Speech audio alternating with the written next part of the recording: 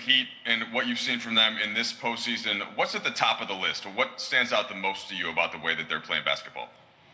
I would think two things. One, how hard they play. 48 minutes, no matter if they're up, no matter if they're down. They play extremely hard. And I think, two, it would be the way they move without the ball. They share the ball. Everyone is live on the floor. It's not one guy that you can disrespect or be off throughout the course of an offensive possession. And they do a hell of a job of moving without the ball, sharing the ball, cutting, passing. So those are the two things that stand out. LeBron, you've described that time in Miami like it was going to college for you. If you can think back to those 4 years, what were the most important lessons that you learned about yourself and about leadership in general? I think as far as leadership, that grows no matter where you are every day if you want to be a leader and if you strive to be a leader every day. And I think being around, Riles and Spo, D Wade and UD, and just to name a few, being a part of that culture allowed me to grow, allowed me to see, what it takes to not only compete for a championship but also to win a championship. So it definitely, put me in a position where I knew what it took. I saw what it took. But also, I fit that culture as well because of how hard I work. So it was a perfect match for those 4 years. Hey, LeBron, it's Bill Oram. Would it have any extra meaning to you to win a championship against Pat Riley and Erik Spoelstra, guys that have helped shape you and vice versa in those years together? Absolutely not. It's no extra meaning to winning a championship, no matter who you're playing against. It's already hard enough to even reach the finals, to be in this position. So if you're able to become victorious out of the finals, it doesn't matter who it's against. I'm just happy that I'm here with the opportunity, to represent not only myself, but represent our fans, our fan base, our organization, my teammates, our coaching staff, our training staff, and so many others that represent this organization to the utmost respect. Allison? Dave McMenamin? LeBron, 6 years after playing for Miami, how do you feel about Pat Riley? That's such a broad question, Dave. I don't understand. Leaves it open for interpretation. Like, when you hear the name Pat Riley, what do you think about? How do you describe your relationship? When I hear the with word him today? Pat Riley, you think about probably one of the greatest minds that this game has ever had. He's won at every level. Seen a stat the other day that he's been part of a championship in 4 decades. This league is not the same without Rouse. So, he's a great guy, great motivator, but someone that just knows what it takes to win, and he's shown that over the course of 40 years.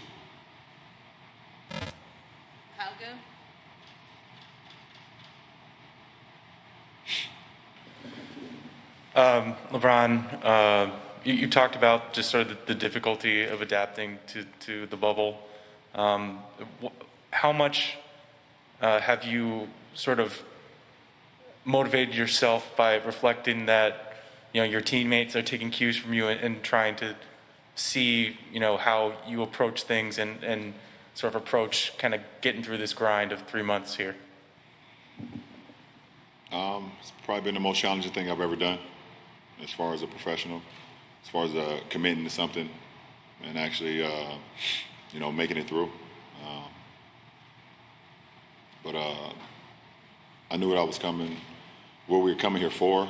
Obviously, you didn't. I would be lying if I sat up here and knew that everything inside the bubble would, what it would, the toll that it would take on your mind and your body, and everything else. But it's been extremely tough.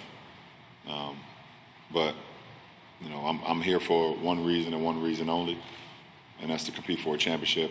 And that was my mindset once I entered the bubble, once I entered the quarantine process, the first 2 days.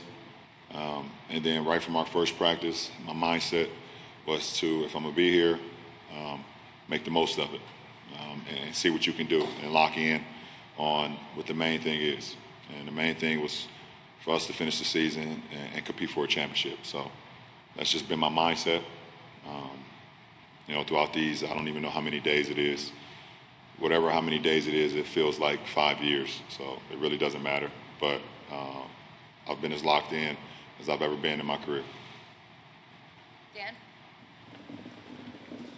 I won't remind you how many days it is. Back in March, the season comes to an end. 2 players on your team test positive for this virus. Did you know, or when did you think getting to this point was even a possibility? And what was it like kind of mourning the fact that maybe it wouldn't happen? I didn't know that this was a possibility until we actually got on the plane in LA to fly here to Orlando. We had seen some of the teams arrive before us. We had got here July 9th. We had seen some of the teams arrive a couple of days before us. But until we landed here and got off the plane and got on the bus and actually pulled up to the hotel, that's when it became a reality to me. All right, Malika? LeBron, from your vantage point, what do you think it is about Erik Spoelstra that allows him, no matter if it's coaching number 1 picks or kind of a collection of undrafted / lower drafted guys, that allows him to continue to bring groups back here to the finals, but also not necessarily always be in the conversation with that upper echelon of coaches? Well, that's a question for you guys. And the players and the coaches know how great Spo is. And there's this narrative that Spo is not great, and the narrative that he doesn't get a lot of respect, which he should. He prepares his team every single night. If you just watch the Miami Heat, no matter who's out on the floor, they're going to play Heat culture. They're going to play hard. They're going to play together. That's what he's always been about. And it's been you guys that have changed the narrative or has never given Spo his respect because he had D-Wade or he had myself, he had Bosh. But a lot of coaches have talent. A lot of coaches have had talent over the NBA over the course of this league. That's not one. And it's unfortunate that he hasn't gotten his respect. And every time we talk about Spo, when I was there and talk about how great he prepared us, and we all talked about it was great playing for Spo and things of that nature, you guys always said, well, you have LeBron, you have D-Wade, you have Bosh. Any coach can do it. No. Any coach can do it. If any coach could do it, then there'd be a lot more champions in this league. There'd be a lot more successful coaches. So, but Spo likes that. That's what fuels Spo is the disrespect that you guys give him, the basketball world. But I'm not going to sit up here and act like I don't know what Spo is all about because he's damn good, if not great. Probably is great because it's preparation. He prepares like it's his last time ever coaching again every game. And I know that. That's why I feel good. Jeff Zilgett? LeBron, there is political financial data that is out there that shows that pro sports owners, including NBA owners, donate overwhelmingly to Republican causes. I know they've pledged a lot of money to help with racial and social justice issues, but do you feel that those political contributions undercut some of the efforts that players are making to gain progress on those topics? Well, one, I'm not going to give my energy to that because it's not surprising. And my mom has always told me that you control what you can control. And I can't control that. What I can control is what I'm doing on my side and trying to have people gather around me and gather around my initiatives and doing what we're doing to try to affect change, not only in our communities, but outside of our communities, to the youth, and let them understand how important their voices and their vote is to our society. And it's hard as hell because they just don't believe it. They don't believe that their vote or their message or their minds or their voices matter. But that's what my energy is on continuing to push the envelope in my community, continue to let them know that they are the future. They are the reason why there will be change. But I can't give my energy to the other side because that would take away from my people, and I can't do that. But control what you can control. I can't control that. That is what it is, and it's not a surprise. But I got work to do on the other side. So that's what my mission is about. Let's take the last few questions. We'll go with Chris. Brian, you mentioned you're as determined as ever, right now as locked in as ever, as you've ever been in a while. Usually during this postseason run, you black out from social media. You don't do it. But obviously you couldn't do it this year. You're in a bubble, away from family, an important election coming up. How has that adjustment been for you during this time to have, access to social media? Could usually try to eliminate distractions, but you got it right there handy. Yeah, I think in this particular case, everything about this year is different. Everything about 2020 is different, and to make the most of it, you have to be able to adjust. And I've adjusted in the sense of understanding that there's also a bigger opportunity coming up as well in November, while I'm still, keeping the main thing and the focus on, leaving a legacy here and playing the game that I love to play and compete for a championship. But also letting my people know that I'm not jaded and I'm not too distracted where I cannot continue to give the resources, put the people in place to help them go to the places where they don't believe they can even go. So that's just sometimes you do things that even you personally don't even believe that you can do. But when you have a support system and you have a group around you that's just as motivated as you, you're able to tackle a few things at once. Okay, I think we'll take the last two. Yes, I will take the last two. Let's go with Brian. Hey, LeBron, I kind of wanted to ask you that similar question. So just to switch back to basketball now, since you answered it, the last couple of times you were here, you were pretty outmanned by a team with 4 great players.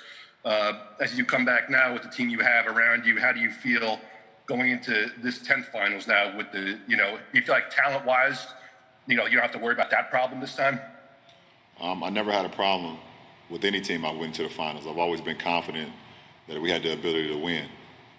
And if you're going to a final saying that you're undermanned or you feel like you don't have enough, then who are you? And it takes, the game is won in between the 4 lines, not won on paper. And at the end of the day, when I've lost in the finals, the better team won because they played well, they were more prepared, and they did what it needed to do to win those 4 games. When I've won, the same thing. So I'm not here to talk about the talent that I have, the team that we have.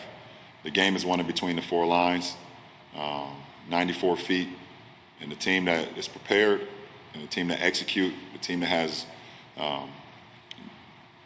not careless, throughout 48 minutes will give themselves a chance to win each and every game. So I'm confident going into this finals as I've always been in my career. All right, last question, Joe Varden. Hey, man.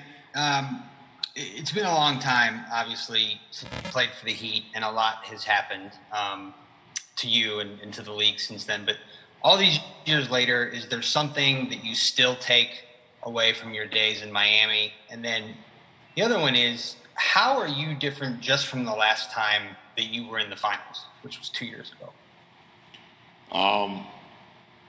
I think every part of anybody's individual life, where they was able to grow, it never leaves you. And that's no different from me having my 4 years in Miami, being around, with that culture, growing. You guys don't realize, talk about it, but I went to Miami when I was 25 years old. I was 25, and I spent I was 25 to 29. So I was still growing. I was still a kid and still trying to figure out who I am as a person and as a man, growing while still trying to compete for a championship every single year. And I grew, and they allowed me to grow, and we pushed each other every single day. And like I said, I fit perfectly in that culture because I work just as hard as anybody else. I show up to work, and I don't leave until I feel like I was as great as I was. And do you always become successful out of that? Are you always going to win? No, it doesn't happen like that. But you're able to sleep a little bit better at night when you punched your clock. And how am I different today than 2 years ago when I entered the finals? A little bit more gray hair in my beard. Appreciate it.